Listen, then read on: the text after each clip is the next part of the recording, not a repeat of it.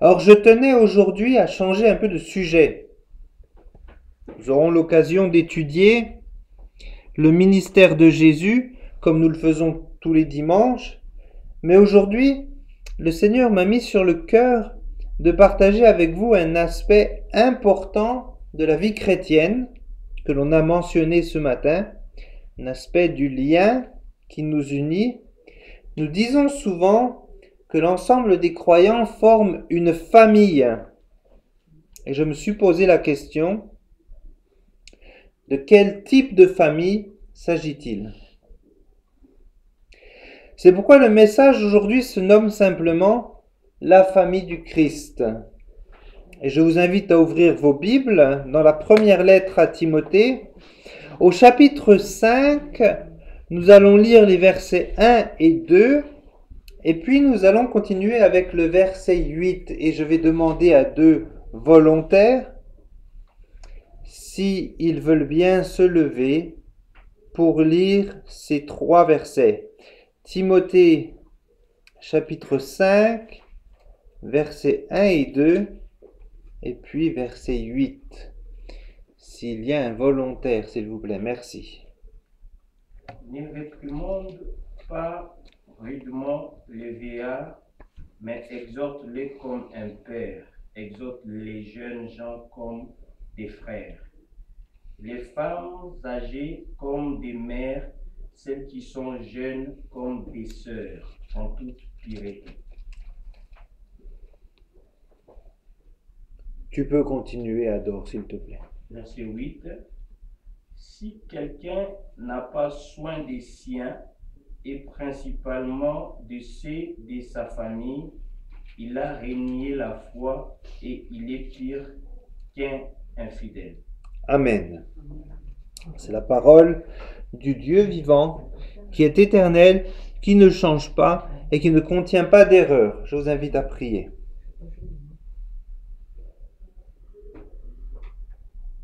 Seigneur, nous venons à toi ce matin désirant que tu nous éclaires par ton esprit comme nous l'avons chanté, afin que nos esprits s'ouvrent à la vérité et que nos cœurs s'adoucissent pour en ressentir la puissance et que nos volontés soient enclines à obéir à ces préceptes, comme le dit le psaume 119. Vivifie-nous par ta vie divine, que nous soyons incités à te chercher de tout notre cœur par Jésus-Christ notre Seigneur. Amen. Alors, plus grand que toutes les images des Écritures décrivant l'Église est la réalité biblique elle-même. Nous sommes la famille de Dieu. Et nous allons aujourd'hui développer les bénédictions dont jouissent les chrétiens en tant que frères et sœurs adoptifs en Christ. Et pour cela, nous devons tout d'abord réfléchir à la nature de l'Église. Il est important pour nous de le faire, car cela nous aide à penser plus clairement à notre propre Église, ici à Cluse. Et tout aussi important, cela devrait transformer nos églises pour que nous devenions le type de communauté que notre Seigneur Jésus veut que nous soyons. Après tout, c'est le Seigneur Jésus lui-même, et non nous-mêmes, qui bâtissons cette Église. C'est le Seigneur Jésus qui bâtit l'Église, ce n'est pas nous. C'est le Seigneur Jésus qui bâtit cette Église de Cluse, ce n'est pas nous. Et l'Église, en général, bien sûr, est l'Église du Seigneur Jésus-Christ. Ce n'est pas une Église faite par les hommes, c'est une Église faite par Dieu. L'Église, nous l'avons dit, donc, est la famille de Dieu. C'est le sujet de ce matin. Ici, la famille n'est pas une image. Ce n'est même pas une métaphore. La famille de Dieu est la vraie réalité qui est révélée par cette métaphore. Dieu nous a donné une nouvelle naissance par son esprit. Nous avons été adoptés dans sa famille. Nous sommes ses fils et nous sommes ses filles. Nous avons reçu l'esprit d'adoption, nous dit la Bible, et nous l'appelons Abba, ce qui veut dire Père en hébreu. Et par conséquent, j'ai la joie de déclarer que nous sommes spirituellement des frères et des sœurs, des pères et des mères, des fils et des filles. Et vous vous souvenez que c'est ainsi, donc comme nous l'avons lu, que Paul dit à Timothée que nous devons traiter les uns et les autres en tant que chrétiens, en tant que famille. Mais en fait, il y a encore bien plus que je ne pense pas que nous méditons là-dessus suffisamment souvent. Il y a bien plus que ça. Dieu a créé 2 branches pour sa famille. Vous savez, les arbres de famille, on les décrit avec des branches. Il a créé 2 branches à sa famille. Il y a une branche terrestre à laquelle nous appartenons. Et il y a une branche céleste à laquelle appartiennent les anges, les archanges, les séraphins, les chérubins, etc. Et de manière étonnante et merveilleuse, par sa mort et sa résurrection, quelque chose que le Seigneur Jésus a accompli est de nous réunir en une seule famille unie sous une seule tête. Comme Paul le dit, aussi bien la branche de la famille au ciel que la branche de la famille maintenant sur la terre. Nous sommes une seule famille composée de 2 branches. Ainsi, outre des frères et sœurs, des pères et des mères, des fils et des filles, on peut aussi dire que nous avons un grand nombre de cousins célestes. Je trouve ça stupéfiant parce que c'est quelque chose auquel on ne pense pas. Je pense que c'est la lettre aux Hébreux. C'est ce que la lettre aux Hébreux suggère. Que lorsque nous venons rendre un culte en tant qu'Église,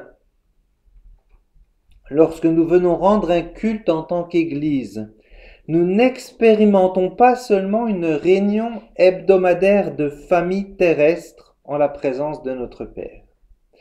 Lorsque nous venons rendre un culte en tant qu'Église, nous n'expérimentons pas seulement une réunion hebdomadaire de la famille terrestre en la présence de notre Père.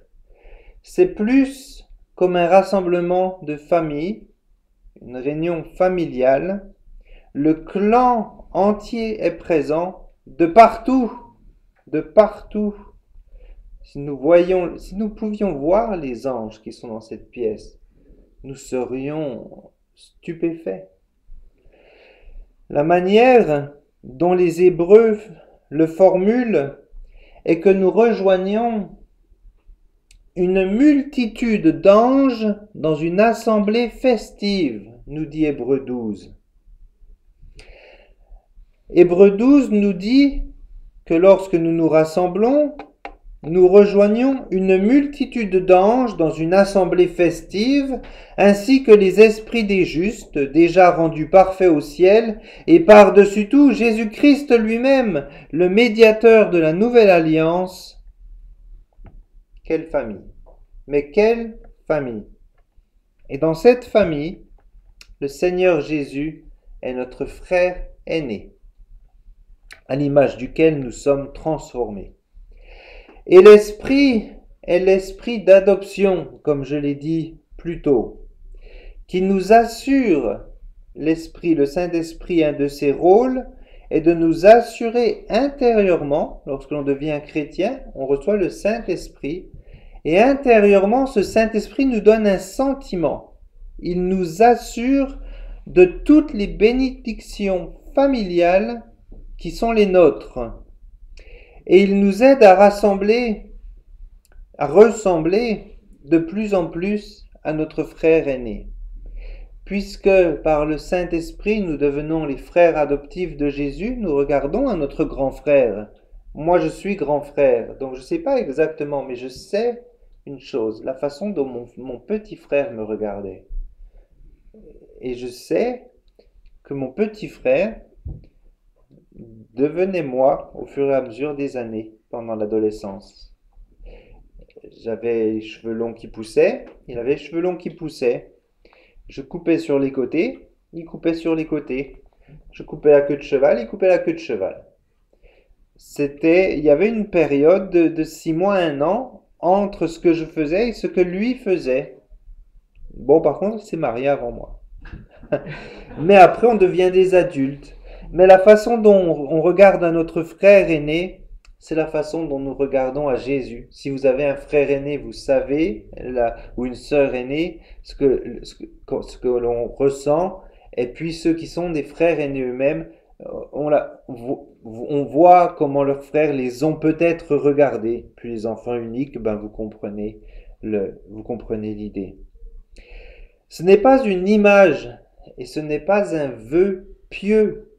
C'est ce que Hébreux 12, versets 18 à 24, ici, nous dit être déjà vrai. C'est quelque chose qui est déjà vrai, qui se passe maintenant. Alors il y a quelques leçons importantes, je pense, que nous pouvons tirer ici.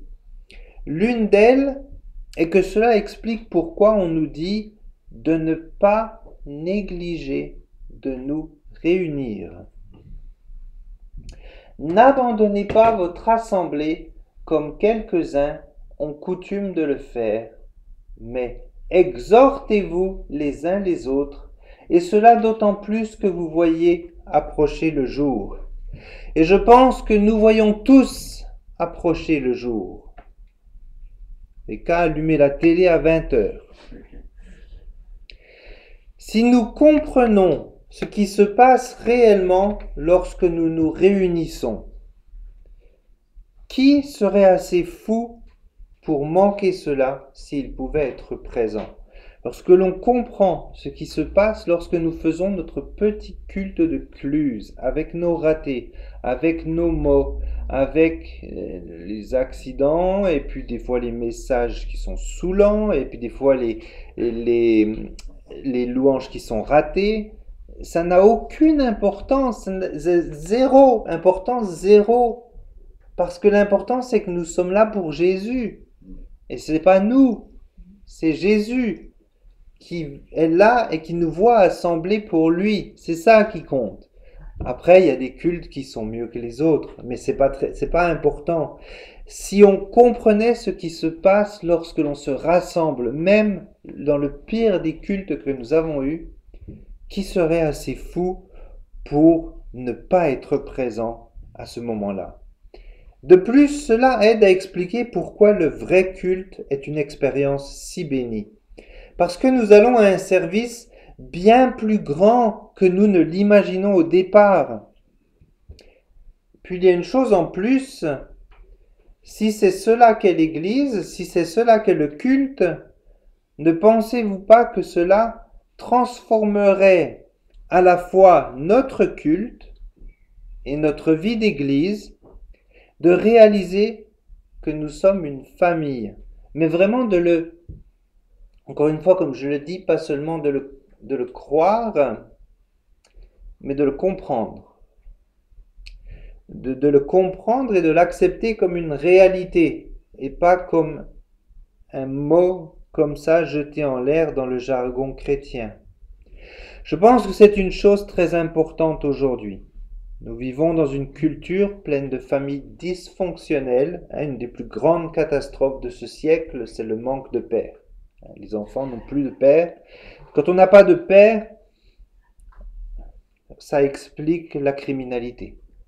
Ça, c'est la logique. Et c'est un monde rempli de jeunes qui, par conséquent, n'ont aucune idée de ce qu'ils sont ni d'où ils appartiennent. On le voit dans les orphelinats, évidemment. J'ai grandi dans un foyer de la DAS, puisque mon papa était éducateur.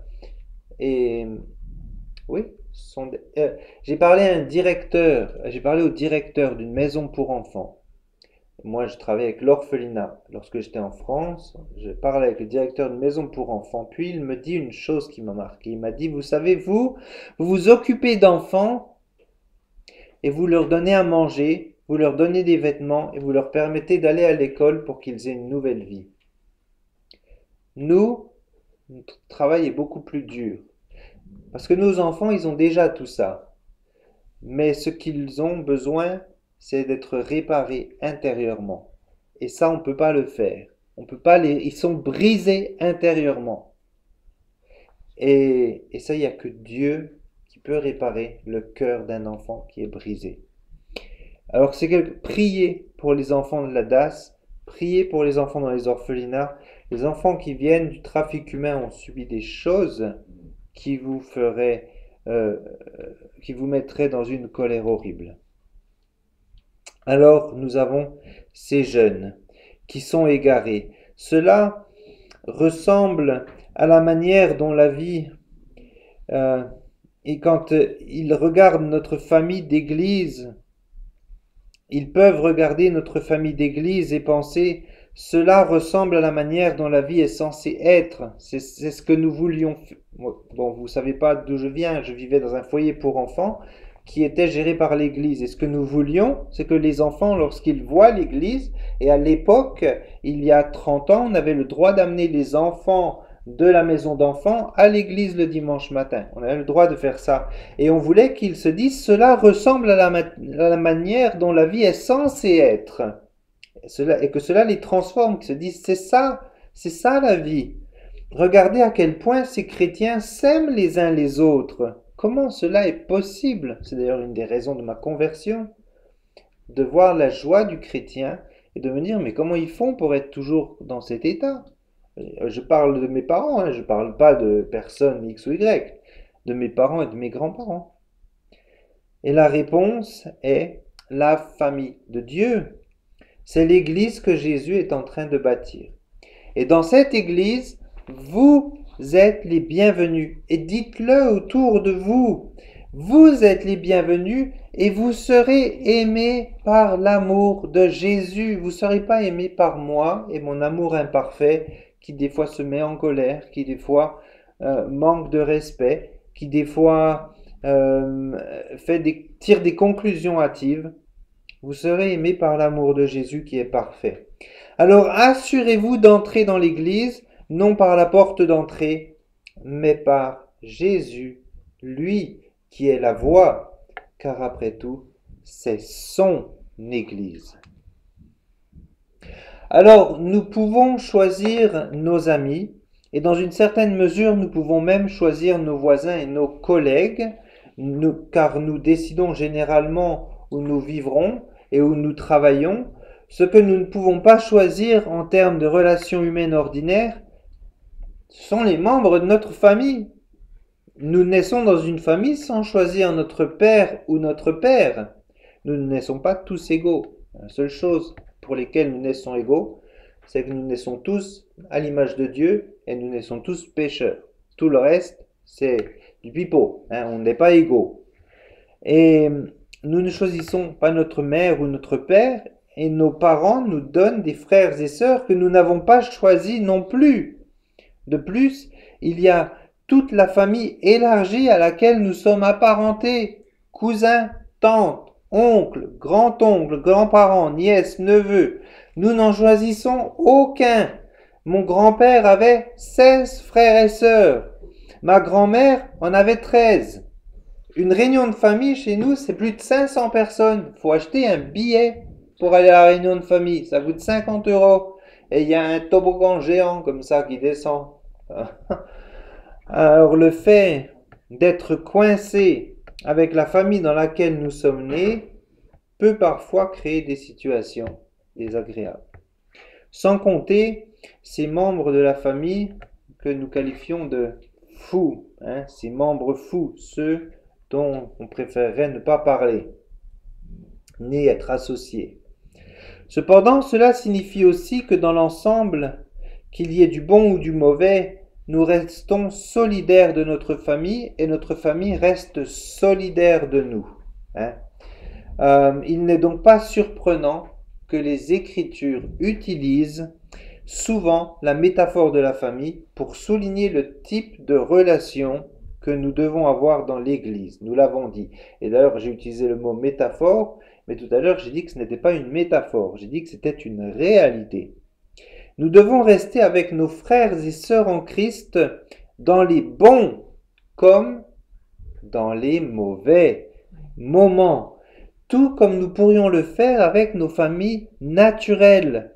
Bien que notre famille d'église puisse inclure des parents par le sang, mon grand-père dans la famille où je suis né était un ancien et un prédicateur, elle inclut aussi ceux avec qui nous ne sommes apparentés uniquement que par notre foi commune en Jésus-Christ. Et d'ailleurs, c'est la plupart de l'Église, de notre famille, nous sommes apparentés par notre foi commune en Jésus-Christ. Mais la Bible est claire, nous sommes plus étroitement liés à ceux qui sont nos frères et sœurs par l'Esprit qu'à ceux qui sont nos frères et sœurs par le sang. Nous sommes plus étroitement apparentés à ceux qui sont nos frères et sœurs par l'Esprit qu'à ceux qui sont nos frères et sœurs par le sang. C'est quelque chose à retenir. Si quelqu'un vient à moi et s'il ne est pas son père, sa mère, sa femme, ses enfants, ses frères et ses sœurs, et même sa propre vie, il ne peut être mon disciple. Une déclaration similaire est faite dans Matthieu 10, verset 37, et constitue la clé pour comprendre ce commandement difficile. La haine. La haine évoquée ici est en réalité un amour moindre. Un amour moindre. Ce n'est pas peu dire. Jésus appelait ses disciples à cultiver une dévotion telle envers lui. Jésus leur demandait une telle dévotion envers lui que leur attachement à toute autre chose, y compris à leur propre vie, leur semblerait en comparaison de la haine. C'est ça que veut dire ce verset. C'est que notre attachement à Jésus-Christ est tel qu'en comparaison, lorsqu'on regarde nos autres relations, cela ressemble à de la boue.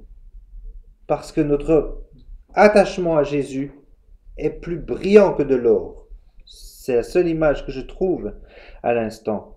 Cette vérité est le plus clairement révélée dans le Nouveau Testament, mais nous en trouvons au moins un indice dans des passages de l'Ancien Testament, comme dans Proverbe 27, versets 9 à 10. Proverbe 27, versets 9 à 10. N'abandonne pas ton ami et l'ami de ton père, dit le proverbe. N'abandonne pas ton ami et l'ami de ton père. Et n'entre pas dans la maison de ton frère au jour de ta détresse. Car mieux vaut un voisin proche qu'un frère éloigné. Alors je vais le répéter. N'abandonne pas ton ami et l'ami de ton père, et n'entre pas dans la maison de ton frère au jour de ta détresse. Car mieux vaut un voisin proche qu'un frère éloigné. En affirmant qu'un voisin proche vaut mieux qu'un frère éloigné, ce texte nous aide à voir où résident réellement nos priorités familiales. Dans ce contexte, le proverbe parle d'un parent éloigné en termes de lignée, en présentant le voisin qui dans ce contexte est aussi un ami proche, comme meilleur qu'un parent éloigné. Donc le voisin est un ami proche qui est meilleur qu'un parent éloigné. Le proverbe souligne un point important. Notre loyauté est due à ceux qui nous sont les plus proches sur le plan relationnel. Cela signifie que notre loyauté première va à Dieu et non à ceux qui nous sont les plus proches sur le plan physique ou génétique. Je vais essayer de vous expliquer ça parce que ça a l'air un peu compliqué comme ça. Lorsque je parlais des enfants pour l'orphelinat, ce que j'expliquais, c'est que un enfant qui n'a plus de parents, son père ou sa mère, le être parent, ce n'est pas dans le sang. Parce que des parents de sang peuvent vous mettre dans une poubelle quand vous êtes né. Maintenant, des parents qui vous adoptent, qui vous élèvent et qui vous aiment, ils n'ont pas le même sang que vous, mais ils vous aiment. La parenté n'est pas dans le sang, la parenté est dans l'amour. C'est ça que ce proverbe veut dire lorsqu'il dit un ami proche est plus important qu'un parent loin. C'est que l'amour, c'est que la parenté est dans l'amour et non dans le sang. Voilà. Alors c'est une raison de l'union intime que nous partageons avec le Christ et donc aussi avec tous ceux qui lui sont unis et à son peuple. Nous sommes tous unis au Christ et à son peuple dans cette famille, qu'il soit que nous soyons parents ou non.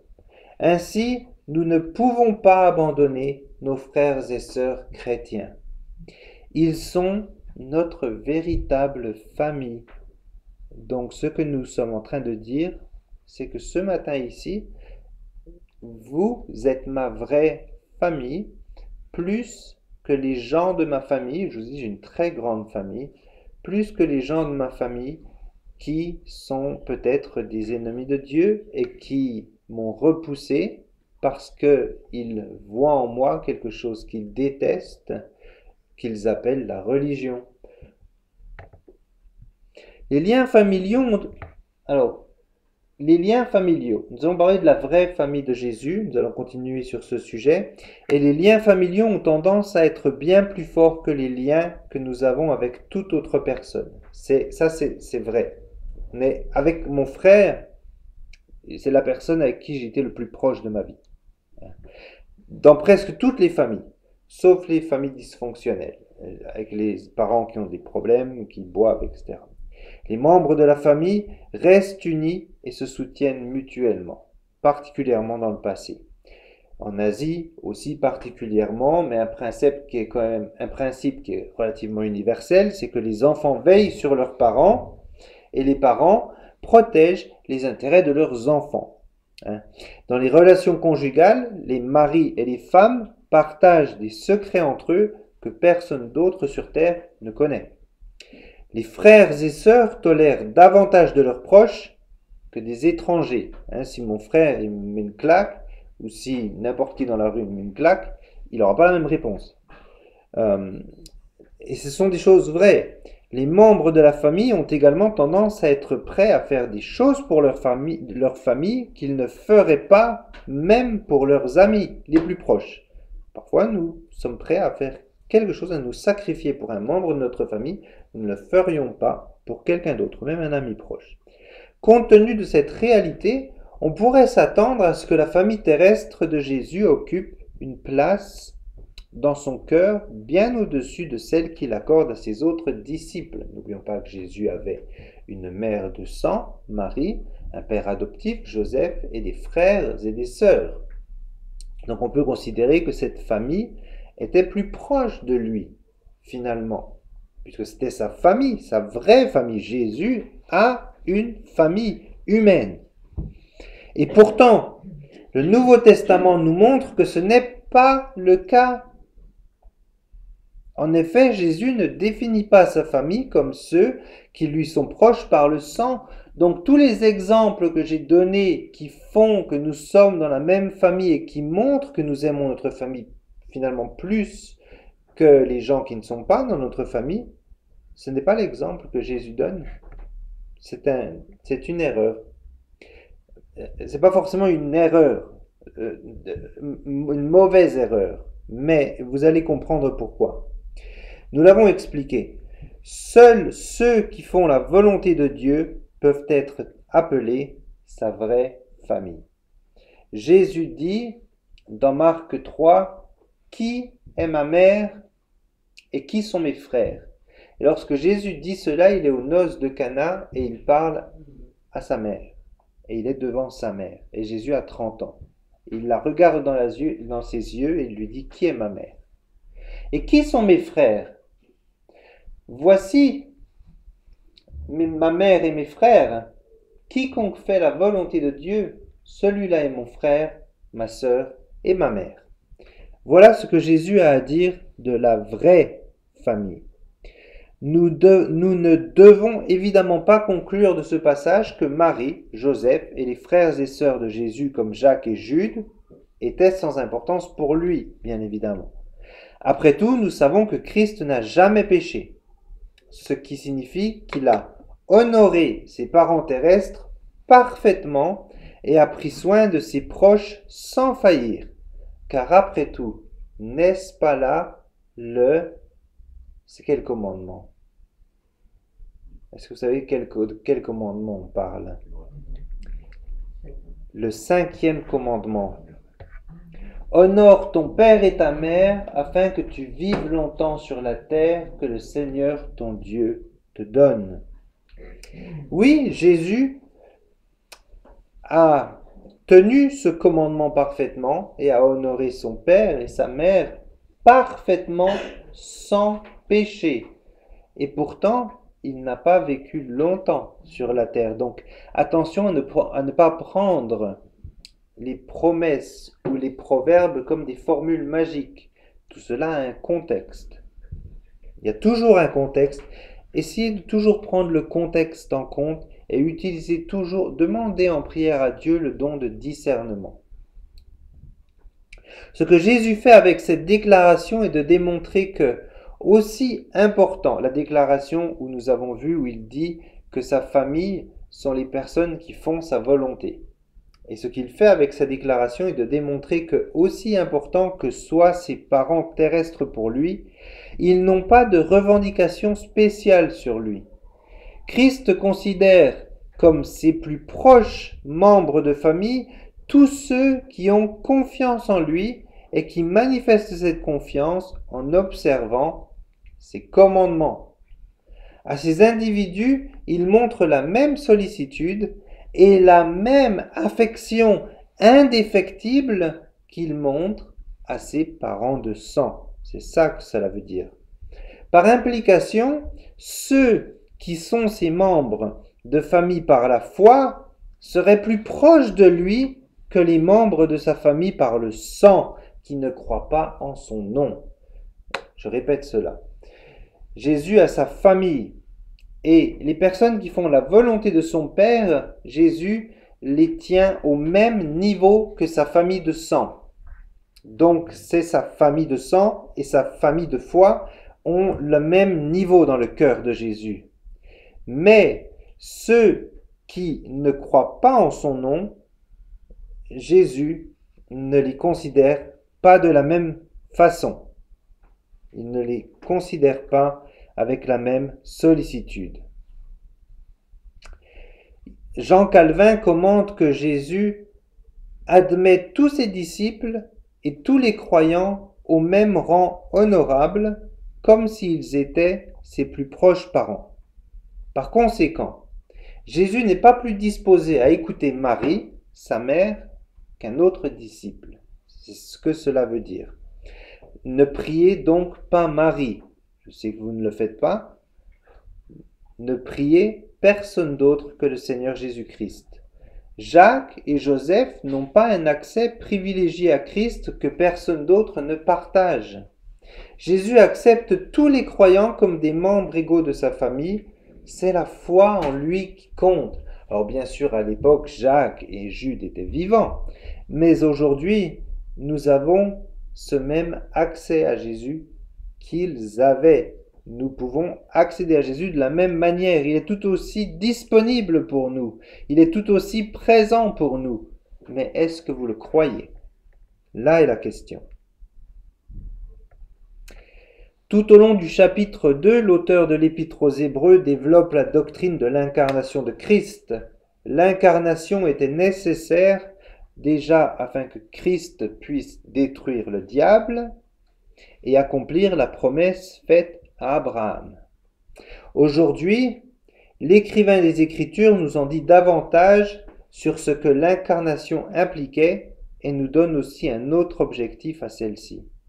Nous avons dans Hébreux chapitre 2 un verset qui est extrêmement important pour nous ce matin, le verset 17. Hébreux chapitre 2, verset 17. En conséquence, il a dû être rendu semblable en toutes choses à ses frères. Il nous est dit là que Jésus devait être rendu semblable à ses frères en tout point. Nous sommes les frères de Jésus-Christ parce que nous avons été intégrés dans une communion d'alliance que nous appelons la nouvelle alliance avec lui. Jésus a été rendu semblable à nous en tout point. Il ne vous est pas possible d'imaginer une seule partie de votre humanité dont Jésus n'ait fait l'expérience lui-même, voire même à un niveau beaucoup plus élevé. Vous pouvez en être sûr, il n'y a rien que vous vivez que Jésus n'a vécu, voire même qu'il a été plus loin que vous êtes ou que où vous en êtes. Il a pris en lui toute notre humanité. Immédiatement, cet enseignement semble problématique car ce verset pourrait impliquer que puisque Jésus est semblable à nous en tout point, il posséderait également une nature pécheresse. Cependant, cela ne peut pas être le cas car Jésus est totalement sans péché. 1 Pierre 2 verset 22 nous dit « Lui qui n'a point commis de péché et dans la bouche duquel il ne s'est point trouvé de fraude », nous dit Pierre. Mais cela ne rend pas Jésus moins humain, car le péché ne fait pas partie intégrante de la nature humaine. Adam et Ève furent eux aussi créés sans péché. Le péché est un intrus dans notre humanité originellement bonne. Notre humanité est originellement bonne. Mais attention, nous naissons maintenant pécheurs à cause de la damnation qui nous a été faite lorsque nous sommes tombés dans le péché, lorsque Adam a pris le fruit et a désobéi à Dieu. Que signifie alors que Christ soit devenu semblable en nous à tout point? John Owen est très utile ici. Entre parenthèses, John Owen était un théologien puritain anglais influent au XVIIe siècle, largement considéré comme l'un des plus grands penseurs réformateurs de l'histoire chrétienne et souvent appelé le prince des puritains. Si je vous dis cela, c'est pour vous donner le poids de ces mots. Le prince des puritains qui avait une grande influence, comme John MacArthur, qui est décédé récemment, a eu, ou alors Billy Graham pour la génération précédente. Que nous apprend ce grand théologien? Dans sa nature humaine, Christ a une âme spirituelle rationnelle et un corps mortel. En ce qui concerne son âme, non seulement Christ ressent des affections divines comme l'amour, la joie et la tristesse, mais aussi dans son humanité, il a expérimenté des émotions humaines particulières comme la crainte et la honte.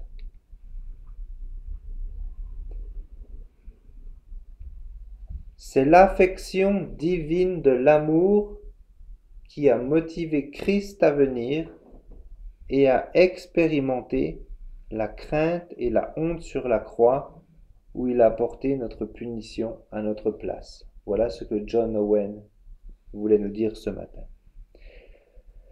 La personne physique de Christ était semblable à la nôtre en tout point, comme le dit John Owen, que nous venons de citer. Le corps de Jésus n'était pas exempt de faim, de soif, de froid, de douleur et de la mort elle-même. Enfin, on nous dit aussi que Christ devait devenir semblable à nous, afin qu'il puisse être un grand prêtre miséricordieux et fidèle.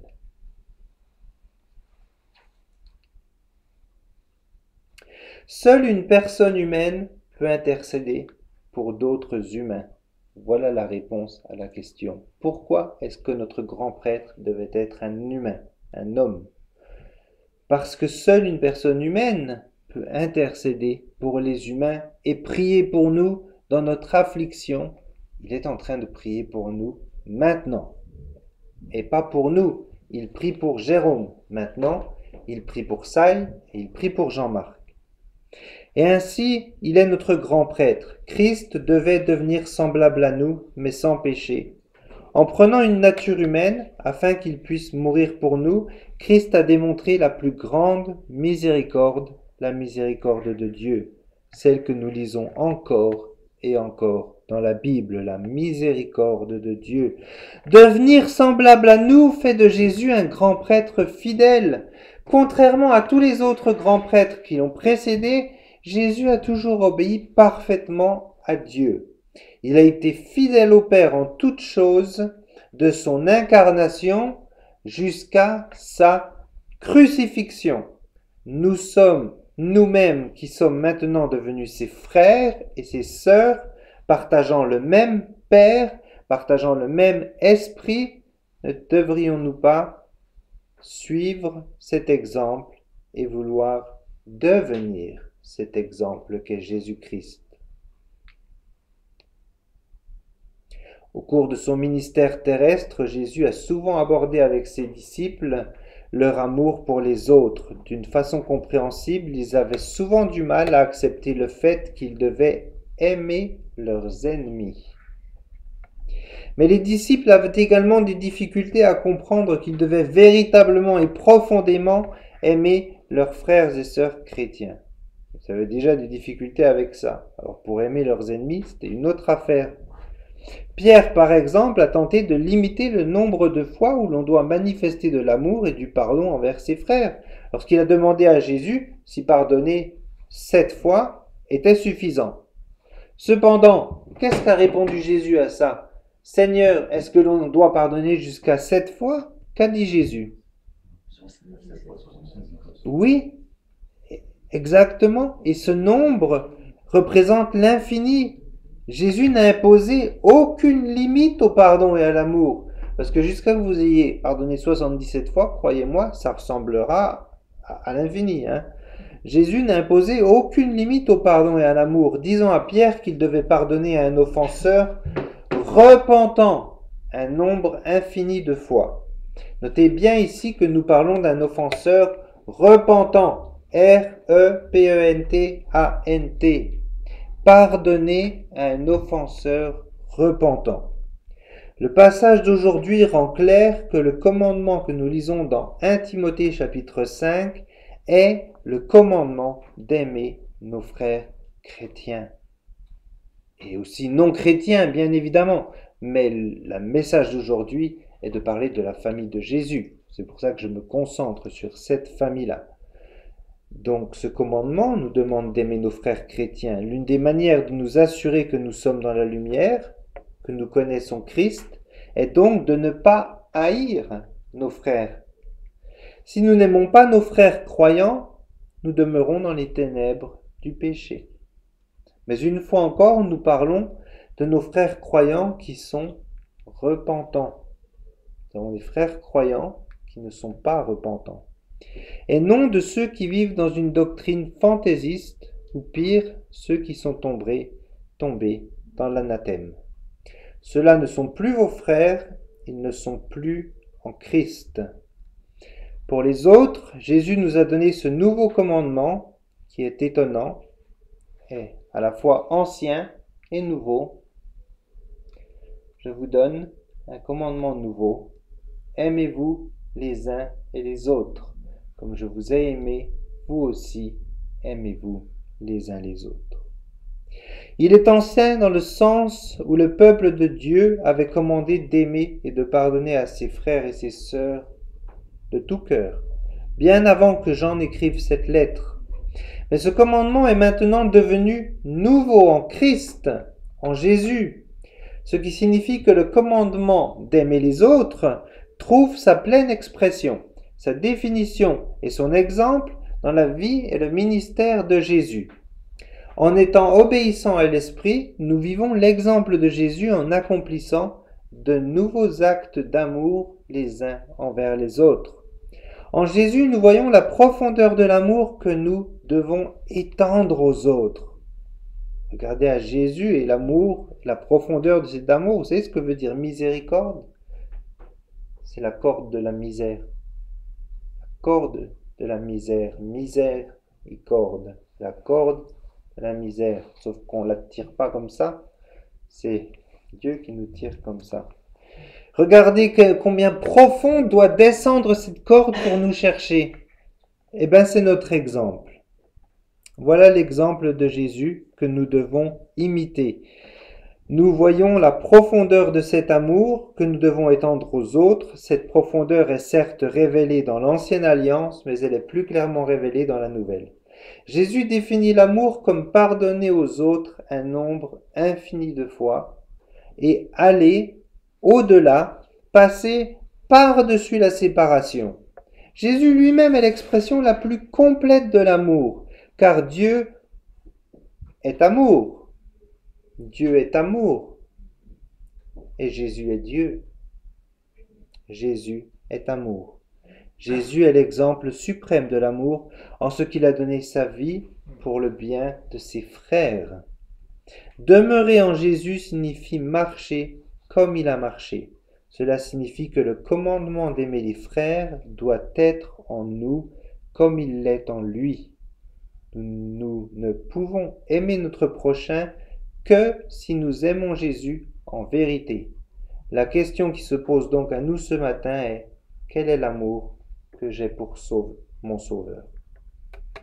En résumé, comme nous l'avons lu dans le livre des Proverbes et à la lumière de la révélation plus complète du Nouveau Testament, tout cela signifie que nos églises devraient aider à fournir à leurs membres les conseils et l'assistance aimant que d'autres sont incapables ou peu disposés à offrir. Premièrement, Calvin commande que quiconque est régénéré par l'Esprit et se donne entièrement à Dieu pour une vraie justification est ainsi admis à une union étroite avec Christ et devient un avec lui. L'un des plus grands mystères de la foi est l'incarnation. Comment Jésus pouvait-il être à la fois pleinement Dieu et homme en même temps? Et c'est incompréhensible pour nous.